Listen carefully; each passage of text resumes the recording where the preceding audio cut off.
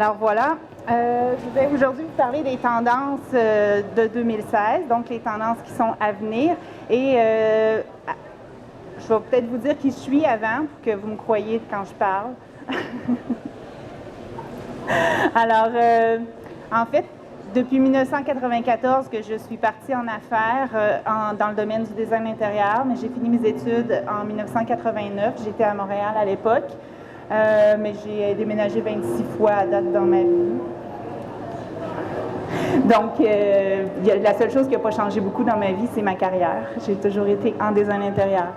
Donc, ça fait environ 15 ans que je donne des conférences, souvent dans le cadre de salons comme ici. Je suis allée en donner jusqu'à Sept-Îles aussi, des fois, dans des salons aussi. Aussi, pendant près de 10 ans, j'ai été partenaire de la Fondation Maurice Tanguay. Et donc, quand ils construisaient des maisons ici sur le site de l'Expo au Québec, et moi, je participais comme designer, je contribuais à fabriquer la maison comme telle, je donnais du temps. Et puis, depuis que c'est virtuel, le son, ça va? OK. Ensuite de ça, en 2012, j'ai fondé une entreprise aussi, toujours dans le design intérieur. C'est Cas par Cas Cuisine et Salle de bain. Alors, je suis allée me chercher aussi une licence RBQ parce que souvent, ce que je rencontrais, c'est que mes clients, on faisait les plans, les devis, tout ça, mais quand on arrivait pour exécuter le projet, il y avait besoin d'être encadré. Puis là, j'avais les mains un peu liées, on ne savait pas ce qu'on avait le droit de faire, pas le droit de faire. Puis finalement, je suis allée chercher la licence pour ne plus me poser de questions puis pouvoir accompagner mes clients. Et puis aussi, depuis à peu près l'an 2000, donc une quinzaine d'années, je vois souvent des projets qu'on a réalisés, là, choisis par les revues. C'est toujours des beaux petits cadeaux. Alors, aujourd'hui, j'ai été mandatée pour vous parler des tendances. Et puis, juste vous dire que c'est à peu près impossible de résister aux tendances, en fait, parce que tout vient sur le marché dans ces mêmes teintes-là. Je vais essayer de vous expliquer un peu d'où ça vient, pourquoi. Et puis, c'est difficile de ne pas être influencé. Chance que je suis capable de lire jusque-là. Donc, c'est difficile de ne pas être influencé parce qu'on voit partout, que ce soit dans les magazines, dans les boutiques, etc., même sur les réseaux sociaux aussi. Donc, aujourd'hui, comment je vais essayer de vous parler des tendances? Je ne pourrais pas avoir un plan très... j'ai un plan, mais ça va être un peu mêlé des fois, dans le sens, ça va être un peu comme un chaos, mais un chaos contrôlé, en ce sens que je vais vous parler des voitures, je vais vous parler de la mode, des couleurs, du mobilier, des armoires de cuisine, des salles de bain, des luminaires aussi, et tout ça dans l'ordre et dans le désordre. Alors souvent, ça va être à partir d'une couleur qui est tendance, puis là, je vais vous parler des différentes choses.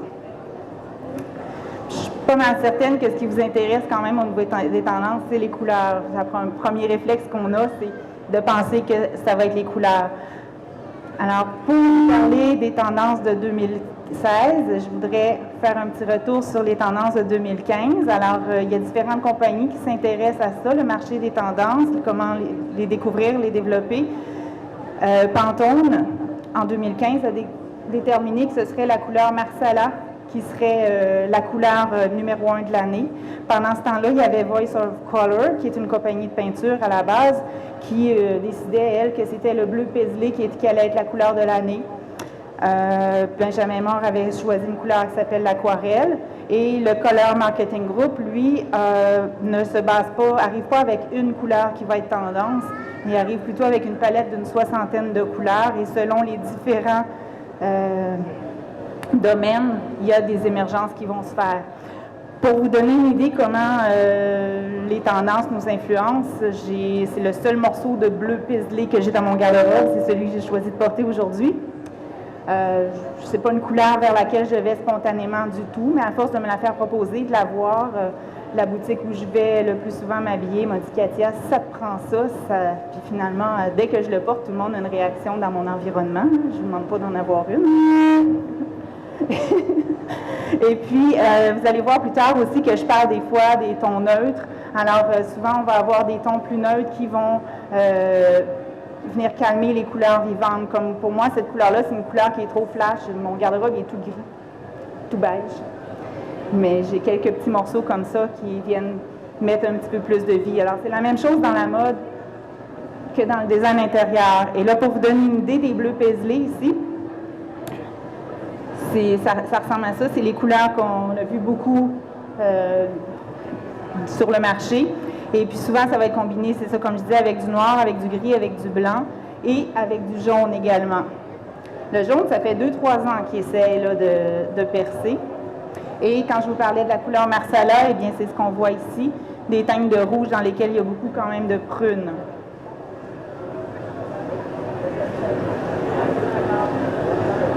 À force de voir, comme je vous disais tout à l'heure, à force de voir du bleu paisley ou du Marsala, on finit par en adopter malgré nous.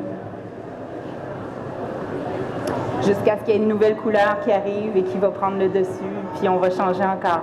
Alors, la tendance pour 2016, qu'est-ce que ça va être? Pour la découvrir, les chercheurs qui s'occupent de ça, on appelle ça des tendanceurs, des chercheurs de tendance, des gens qui sont en marketing aussi, vont parcourir toute la planète pour observer qu'est-ce qui se passe, qu'est-ce qui anime la planète. Ça peut être au niveau politique, ça peut être au niveau architecture, au niveau des arts, évidemment. Donc, des grands défilés de mode, les salons de l'auto avec des modèles futuristes, des choses comme ça, les foires du design. Ensuite, ce que les vedettes portent aussi, ça va être très important dans les signes. Et ce que les gens veulent dans ces chercheurs-là, c'est de déterminer c'est quoi l'air du temps, le moment présent, qu'est-ce que les gens vivent là, à ce niveau-là, qu'est-ce qui se passe dans le monde, puis c'est ça qui va les aider à déterminer ça va être quoi les couleurs.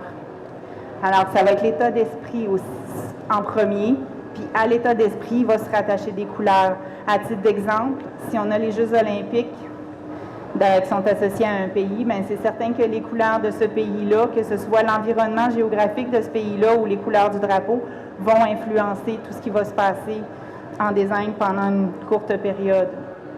Après le 11 septembre 2001, on a retrouvé beaucoup de rose pâle et de brun chocolat parce que c'était des couleurs réconfortantes. Alors, ce qui se passe au niveau politique, au niveau sportif, mais va toujours avoir un impact sur ce qui se passe dans le monde des couleurs.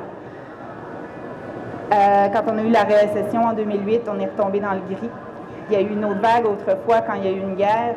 À toutes les fois qu'il y a une guerre, on retombe avec des gris. Et puis là, enfin, on ressort avec des couleurs plus pimpantes. Le gris est toujours là, mais il y a des couleurs pimpantes pour le réveiller, que ce soit des roses, des jaunes, tout ça. Et s'il n'y a personne qui décide des tendances, bien, nos décors vont être assez tranquilles. Alors, c'est un travail qui est assez sérieux, qui réunit vraiment beaucoup de gens. Il y a plusieurs instituts, plusieurs compagnies, regroupements qui s'occupent de faire ça. Et ici, on a un exemple de réunion de travail qui est faite par, ici, c'est le Color Marketing Group, qu'on voit maintenant sur Facebook. Auparavant, c'était assez secret, tout ça, là, mais ça existe depuis 1962, ce groupe-là. Alors, c'est un groupe qui se réunit. Il y a des gens de l'aérospatial, des gens de vraiment tous les milieux qui se regroupent ensemble pour déterminer quelles vont être les tendances. Et puis, donc, pourquoi est-ce que quand on fait un décor, les échantillons qu'on reçoit dans les nouveautés, nos tapis sont de la même couleur, qui vont pouvoir s'agencer avec les coussins qu'on va pouvoir faire fabriquer, les stores, etc. C'est parce que, justement, il y a des gens qui se regroupent comme ça et les compagnies achètent leurs idées, achètent leurs services. Alors, ici, c'est un autre groupe, le Global Aesthetic Center, qui a demandé à des professionnels de l'industrie pour l'aider à prévoir quelles vont être les palettes. Alors ça, c'est des recherches qui sont développées pour 2016-2017. Alors c'est vraiment un travail qui se fait de longue haleine. Puis si je repense à, justement, quand je suis sortie du cégep, exemple, les tendances, on disait, on regarde les voitures de luxe, puis on sait qu'est-ce qui va être tendance en design intérieur. Et puis quand c'est rendu au magasin pas cher, il n'y avait pas encore la Dollarama à l'époque, quand c'est rendu dans le 5-10-15, c'est parce qu'il y a une nouvelle tendance qui est sortie. Alors, on retournait voir les autos de luxe, tout ça. Mais aujourd'hui, ça va très, très vite. Donc, ça arrive au Dollarama en même temps que chez HomeSense et que chez, dans les plus grands commerces de plus grands noms.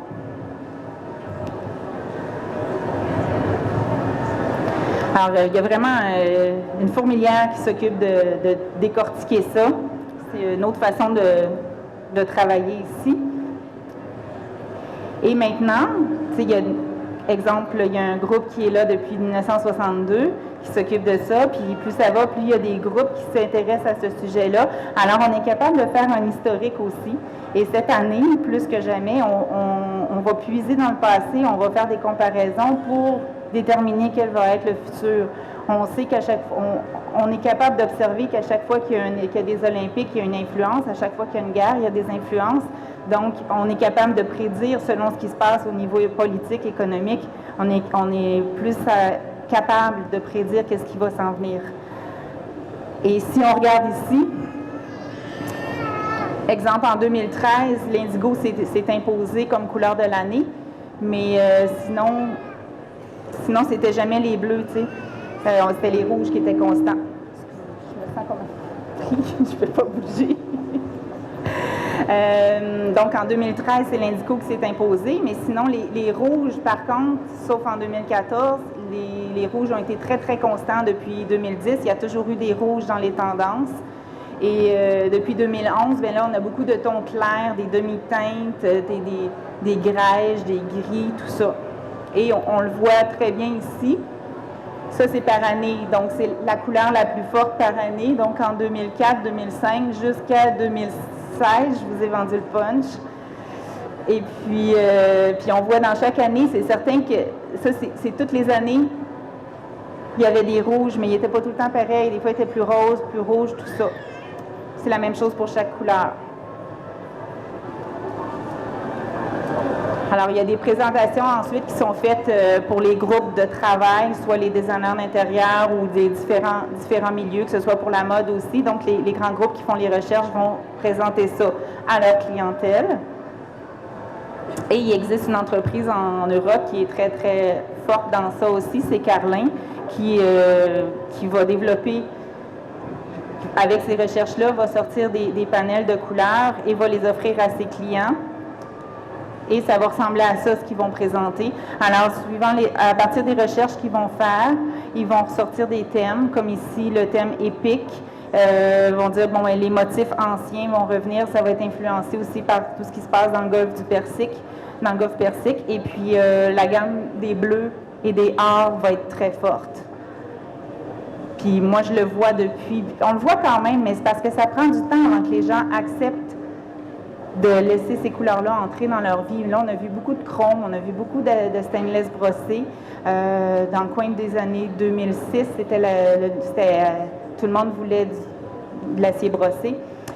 Et là, qu'est-ce qui va revenir? C'est le doré, vraiment. Puis il y a une pointe aussi, il y a les cuivres. Au niveau des métals, je pense, mettons, la robinetterie, les poignées. C'est quelque chose qui va revenir parce que là, on est tanné des choses, des choses plus froides et on va avoir envie de réchauffer. Alors ça va être un moyen de réchauffer. Donc, Voice of Color, eux, vont jouer plutôt en identifiant une cinquantaine, soixantaine de couleurs qui vont être les couleurs dominantes.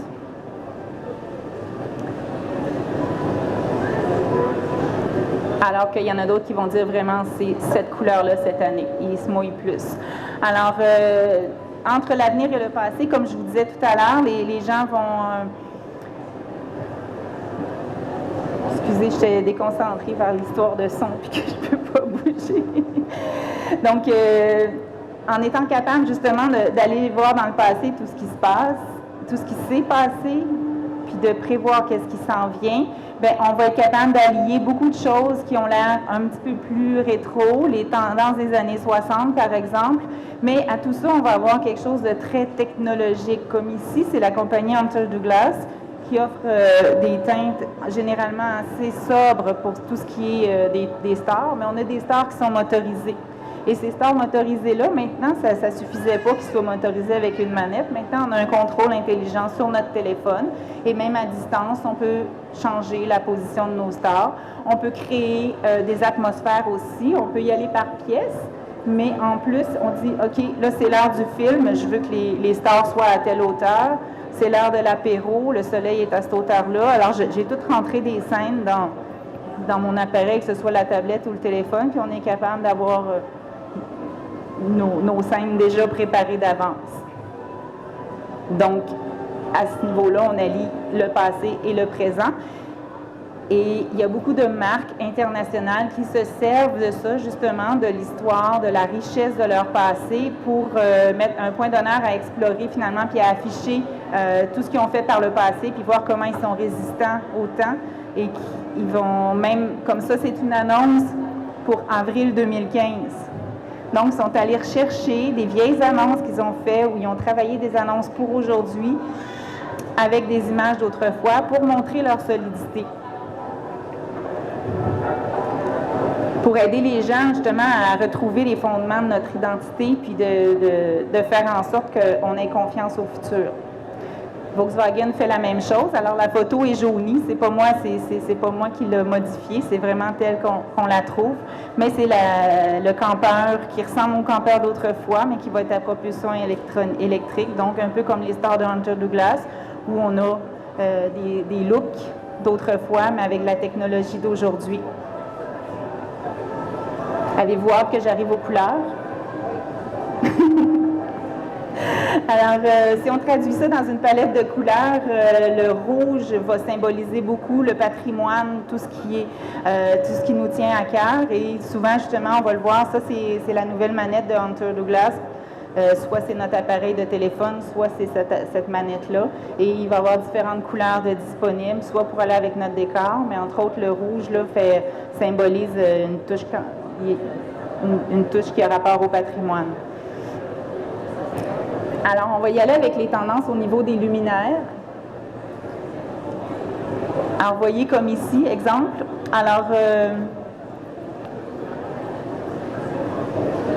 c'est un style qui va chercher un peu ce qui se passe en Scandinavie, donc des styles assez épurés. Vous pensez, mettons, à Ikea, pour ne pas le nommer. Mais c'est des styles très épurés, où on voit finalement, je vais vous en montrer d'autres aussi. C'est une volonté de simplifier les choses, puis à quoi ça sert au lieu d'enrober, puis d'avoir un objet qui est superflu. Alors, on va simplifier au maximum. Et qu'est-ce qui ressort, qu'on a vu beaucoup depuis l'an passé même, c'est l'ampoule à nu. Alors, il y a différents modèles comme ça, puis c'est tout simplement ça, le luminaire, qui est une des tendances. Parce que forcément, c'est pas tout le monde qui va aimer ça, alors il y a des tendances pour répondre à tout le monde aussi. Mais si vous ne l'avez pas remarqué encore, portez-y attention dans les semaines à venir. Puis, à l'opposé, juste à côté, on a des choses très, très chargées, très baroques. Je vous avoue que c'est rare qu'on va aller mettre ça chez un de nos clients, mais dans un restaurant, dans un bar, ça va être très, très apprécié. Alors, le retour au baroque est aussi là, à l'extravagance. On a souvent des opposés, le yin, le yang, c'est un peu ça aussi. Donc, on a des choses très, très bling-bling. Pour les gens qui aiment quand même les choses moins dénudées, on a des choses plus sobres quand même qui pourraient aller dans vos décors. Donc, il peut y avoir quand même des lustres assez massifs et grandiloquents, comme ici. Et qu'est-ce qui va être très tendance aussi, c'est le fait d'avoir l'émission de la série Mad Men ramène aussi beaucoup de choses dans les décors du style des années 60. Alors, on voit comme à droite ici. Et on va voir des luminaires comme ça ici, des lampes de travail ou des lampes de banquier qui vont revenir dans les tendances. Et aussi, au niveau des... depuis quelques années, on a vu beaucoup de bois, même dans les luminaires, dans les supports, tout ça. Là, on n'en voit pas tellement de ça. Par contre, on va voir de la porcelaine, des cuirs, des métaux qui vont habiller l'ampoule comme telle. Alors ici, on a un bon exemple. Et aussi des boules, comment on pourrait dire, des amoncellements de luminaires, finalement, là, qui sont retenus par un seul support. Et qu'est-ce que vous allez voir aussi, on voit beaucoup dans les poignées, c'est les cristaux de Swarovski. Alors, ça, on va en voir aussi dans les luminaires. Je ne suis pas allée récemment chez Boîteau Luminaire, mais il y avait un mur complet de Swarovski pendant un temps, là. Donc, toutes des luminaires inspirés des diamants. Dans les tendances aussi, on voit beaucoup de mots, parce qu'on est très sollicité par l'image. On a une surabondance d'images Et puis vient un temps aussi, je vais vous montrer des exemples, c'est que sur Internet, avec tout ce qu'on reçoit sur Facebook, etc., on est très sollicité, puis des fois, on ne sait plus quelle image, qu'est-ce qui est vrai, qu'est-ce qui n'est pas vrai. Et une tactique qui est prisée aujourd'hui dans les tendances, c'est d'avoir une couleur dominante dans une pièce, puis on va la décliner dans d'autres teintes. Donc, ça nous fait des choses assez homogènes, on a besoin de choses plus tranquilles parce qu'on est constamment sollicité, la vie va vite. Alors, on a besoin d'avoir des choses tranquilles à ce niveau-là. Et quelque chose qui est tendance aussi, c'est les bois vieillis, puis il y a énormément de matériaux qui nous sont offerts qui ressemblent au bois, comme des céramiques imitation de bois, puis maintenant c'est à s'y tromper. Là. Je suis en train d'en poser justement dans une salle de bain, puis quand les gens... Il y a quelqu'un qui est rentré qui n'avait pas rapport au projet, puis il était certain que c'était du vrai bois qu'on avait mis au mur.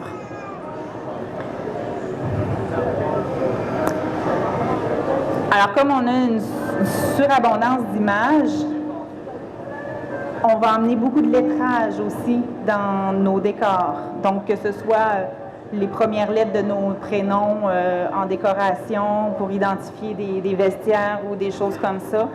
Puis, on a besoin un petit peu de documenter nos vies. Alors, des fois, c'est carrément des mots. Puis, je ne sais pas si vous êtes allé chez Bouclair récemment, mais ils vendent des petits cadres avec des beaux petits textes, là, des belles petites pensées positives. Alors, ça, c'est l'influence du graphique. Et ici, j'ai mis un peu cette image-là, ces images-là pour vous parler de ce que je disais tantôt, comme de quoi il y a énormément de sollicitations visuelles sur les médias sociaux, sur Internet, et qu'on ne sait pas qu'est-ce qui est vrai, qu'est-ce qui n'est pas vrai. Alors, on se fait présenter des choses comme ça régulièrement. Fait que ça nous amène à avoir besoin de calme, de réalité. Donc, il y a tellement de quantité qu'on va essayer d'avoir chez nous un petit peu la qualité. Puis j'ai fait des recherches un peu mais je voulais pas trop développer sur ce thème-là, là, mais j'ai essayé de commencer à faire des recherches, puis c'est fou les images truquées qu'on trouve, là, puis j'ai tapé pour trouver, vous pourrez vous amuser, pousser plus loin dans ça, là. Mais quand on tape photos truquées, il nous explique comment les photos ont été truquées, puis il y a plein de photos qu'on a vues passer qui apparaissent dans ça. Oui, ça va bien. Alors, voici ici des exemples d'utilisation dans nos décors. Donc, puis en Chine, je vous dirais que l'art du conte oral est revenu à la mode aussi. Puis que donc les mots deviennent importants. Puis dans notre décor, c'est ça, donc des fois ça va être une définition qui se rapporte à la fonction de la pièce. Ici, c'est probablement plus un commerce, mais si on n'avait pas ça ici, on ne saurait peut-être pas exactement de quoi ça parle. Donc, d'avoir du lettrage, des fois, ça vient finaliser le décor. Maintenant, dans les salles de bain, je pense qu'on va rentrer dans le sujet qui est un petit peu plus croustillant. Donc, dans les salles de bain, exemple, je vais vous dire, exemple, les portes de douche. Ça fait quand même quelques années qu'on voit ça, mais les portes de douche, autrefois, ça servait d'écran, c'était pour nous cacher. Aujourd'hui, c'est pour montrer une belle céramique, ou en tout cas, j'ai même fait des projets où le verre de la douche donnait sur la chambre à coucher. J'en ai un d'ailleurs là que je vais pouvoir vous montrer aussi. Alors ça, c'est chez une de nos clientes. Et puis, la céramique ici, il y a des noms de villes dessus, dans le motif. Et puis, c'est une femme qui voyage énormément. Elle fait 3-4 voyages par année de 3 semaines, exemple. Donc, c'était pour rappeler son intérêt pour les voyages. Alors, la salle de bain dont je vous parlais ici, ça et ça, c'est dans la même pièce. Puis quand on regarde dans le miroir ici, le mur jaune qu'on voit, c'est à l'opposé et c'est le mur du lit. Donc, la pièce est très, très grande. On a c'est la chambre des maîtres, en fait. Puis, la douche, c'est l'élément central. La douche sert aussi de division entre la chambre à coucher et la vanité de la salle de bain. Et tout ce qu'on ne voit pas, qui est vraiment à part avec une porte, ça se trouve être le cabinet. Donc, le verre, on s'en sert pour montrer, on ne se cache plus. Il y a quelque chose aussi là, qui se passe à ce niveau-là dans l'évolution. Très transparent. Je vais essayer de lire pour que j'oublie. Puis c'est ça, tout est pensé pour mettre l'architecture de la douche en valeur aussi, de plus en plus. Ça me permet de vous faire remarquer que le noir, on a moins peur de l'utiliser. Alors ici, notre plancher est noir, toute la douche est noire. Et maintenant, parce que mettons que dans ce projet-là, on a enlevé tous les murs extérieurs, toutes les divisions intérieures, on a gardé seulement le plancher, le plafond, puis ce qui était structural. Donc, les habillages de fenêtres sont venus après, il faudrait que je renvoie le photographe, mais nos habillages de fenêtres ici sont noirs aussi. Et quelle est notre couleur punch? Le jaune. Ce qui arrive depuis 1 an ou 2, mais les gens vont être prêts bientôt à l'avoir dans leur maison, c'est des baignoires noires ou noires et blanches. À titre d'exemple, moi je suis en train de refaire une salle de bain chez moi, puis j'ai rien de blanc dans ma salle de bain. Donc la toilette ne sera pas blanche, puis la base de douche, je l'ai prise en acier inoxydable. Puis ça, j'essaie de voir, là, le plafond a failli être blanc, puis finalement il n'est pas blanc. Donc il n'y a rien de blanc. Il y a beaucoup de noir. Puis si on arrive dans les tendances au niveau des cuisines, souvent au niveau des matériaux dans les cuisines, les salles de bain, ça peut se ressembler un peu, là. Donc vous pouvez en tenir compte aussi pour ça. Alors la couleur qui domine vraiment, c'est le blanc lustré, mais avec accent bien souvent. C'est qu'on ne va pas nécessairement mettre toute la cuisine blanche. C'est certain, là je parle des tendances, mais il y a vos goûts à respecter aussi là-dedans. Okay? Puis notre travail, si vous faites affaire avec un designer, notre travail, c'est vraiment d'aller voir c'est quoi vos goûts. C'est pas nous qui allons vivre dedans, puis c'est pas une salle de montre non plus. Donc c'est important que le décor soit fait en fonction des gens qui vont l'habiter. Et ceux qui aiment le classique n'iront pas vers des choses comme ça. Puis il faut le respecter, ça. Vous, il faut que vous vous respectiez là-dedans, puis si vous avez un bon designer, il va le respecter aussi. Ah, peut-être avant de finir, l'éclairage sous les armoires. Au niveau des tendances, c'est très important. C'est sûr que c'est le DEL qui prend le marché. C'est un éclairage qu'on n'a pas à remplacer. C'est un éclairage aussi qui ne prend pas beaucoup d'énergie. Donc, mais c'est important d'éclairer nos surfaces. Si on éclaire le centre de la cuisine, on s'éclaire le dos pendant qu'on travaille, on se fait de l'ombre sur notre plan de travail. Donc, c'est important de bien éclairer les plans de travail. Ah, OK. Alors ici, on a une autre cuisine où on a beaucoup de blanc. Ça, c'était une... Il y a beaucoup de photos dans ce que je vous montre qui ne sont pas de moi, mais il y en a que c'est nos projets aussi, donc je peux développer. Alors ici, on a modifié l'îlot qui était ici parce que ce n'était pas assez grand. Quand ils reçoivent, en fait, ça arrête. On a rajouté 2 modules à l'îlot. Et l'îlot, finalement, est blanc. Et on a fermé tout le haut des armoires, puis on a rajouté, vous allez le voir sur une autre photo plus tard, on a rajouté une unité ici pour mettre la boisson. Et on a modifié la verrie qui était là, qui prenait énormément de place. On a changé sa configuration, mais tout le reste, tout ce qu'on a mis, en fait, est blanc. Le comptoir est blanc. Et par contre, on a gardé le lune de miel, là, qui est... Donc, ça, c'est une autre vue de la même cuisine. On a rallongé le comptoir ici aussi. On manquait d'espace de rangement, puis on manquait d'espace pour recevoir. Donc, on a fait ces modifications-là, mais on a gardé les caissons de base. Maintenant, comment l'îlot est équipé? Parce qu'au niveau des tendances aussi, c'est quand même d'utiliser la quincaillerie qui se fait aujourd'hui. Et autrefois, il y a beaucoup de choses qui se faisaient. Les tiroirs, c'est sûr et certain, si vous devez couper quelque part, ne coupez pas sur les tiroirs. Vous pouvez couper sur d'autres types de quincaillerie. Mais autrefois, on faisait les cuisines avec des tiroirs. Et pourquoi on a arrêté de le faire? C'était pour couper les prix avec l'économie qui a baissé, les récessions, etc. Puis c'est pas revenu rapidement. Puis à un moment donné, il y a quelqu'un qui disait, mais avant, c'était plus efficace. Bon, on est revenu à ça. Mais en plus, on a des centres de tri. Alors, les gens ici, ils ont la poubelle. Derrière, c'est les canettes. Non, eux, c'est carrément les canettes. Ils ont une autre place pour le recyclage, parce qu'ils ont le garage tout proche, mais ça dépend des gens. Moi, mon recyclage est dans une armoire, mais eux, c'est les canettes. Fait que quand ils ont fini, ils partent avec le bac, puis s'en vont à l'épicerie avec le bac. Donc, l'important aussi, c'est de diviser les ustensiles, que la cuisson soit à part des couverts, etc., et que tout soit prêt de ce qu'on utilise. Dans une autre cuisine ici, plus classique, remarquez au niveau du style, c'est une cuisine qu'on a faite l'an dernier, donc comme je vous disais, on respecte, si les gens aiment les choses plus classiques, plus chaleureuses, on va vers ça aussi. Il y a la pinotte dans notre langage. Alors, tout le contenu sort. J'ai une autre conférence qui est sur l'aménagement d'une cuisine, mais là, je ne veux pas trop déborder sur ça, sauf que ici, c'est important, peu importe le système que vous allez utiliser, vous allez avoir une perte d'espace dans un coin.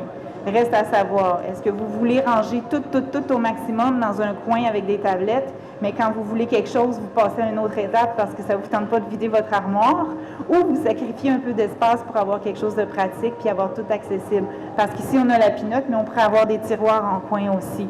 Mais peu importe le système qu'on va utiliser dans un coin, on perd un peu de rangement au profit de la facilité de sortir les choses. Les tiroirs à épices, comme ça, c'est une belle façon de récupérer des petits espaces très étroits et d'aller loger des produits facilement accessibles. Maintenant aussi, on a des systèmes d'ouverture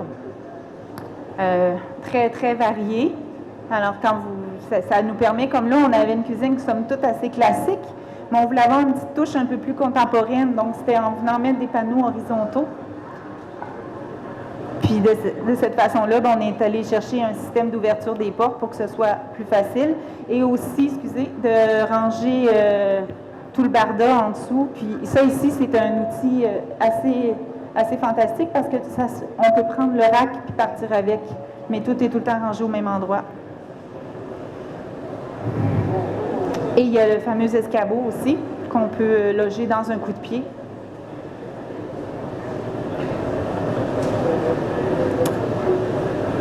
On arrive aux couleurs bientôt. Alors, il y a une tendance, tantôt je vous parlais de chaos contrôlé, c'est un peu ça, donc de conformisme et de liberté. On a envie de liberté, on a envie de s'éclater, mais il faut que ça reste quand même dans un cadre. Donc, c'est certain que quand moi je fais du commercial, c'est plus facile d'aller mettre des choses plus libres, mais chez soi, on hésite. Alors, dans les entreprises, c'est plus facile, même qu'il y a des activités qui sont organisées aussi pour ça, mais chez nous, on peut se permettre des petites fantaisies, là, comme vous voyez ici. Vous pouvez vous en permettre. Alors, dans les entreprises assez importantes quand même, on voit des aires de jeu, des aires de relaxation pour les employés. Et je pense que cette audace-là permet aussi d'aller chercher la génération après moi, qui cherche des milieux de travail agréables. Donc, c'est une liberté encadrée. Et dans nos décors, ça va se refléter un peu plus comme ça. Donc, on a une chaise de couleur, mais on va avoir le reste assez tranquille. On va avoir un papier peint qui a un motif important, mais il ne sera pas trop plein de couleurs. Donc, on va contrôler un peu tout ça. Dans les tendances 2016, on va voir beaucoup de motifs géométriques, graphiques aussi. Donc, que ce soit dans les tapis, soit des rayures, des triangles, des choses comme ça. On va en voir beaucoup au niveau des céramiques, qu'elles soient murales ou pour le plancher aussi. Là, c'est des exemples muraux, mais ça, c'est incroyable tout ce qu'on nous a apporté depuis 6 mois. Que vous allez être prêts à mettre dans vos décors bientôt, j'espère. Et souvent, quand on a des motifs comme ça, le reste va être assez tranquille. Donc, on va se permettre un item, que ce soit les tapis ou les meubles, mais le reste, les murs, tout ça, ça va être plus tranquille pour qu'on voit ça, mais aussi pour contenter notre besoin d'équilibre. OK. Ça ne me tente pas de vous lire tout le texte, là. Je ne savais pas trop si je la laissais ou pas, celle-là, mais en fait, je n'ai pas lu depuis le début, là. J'espère que j'ai dit ce qui était écrit. Mais ça, c'est pour dire, en fait, que la couleur de l'année, selon SICO, c'est le jaune. C'est un jaune assez doré.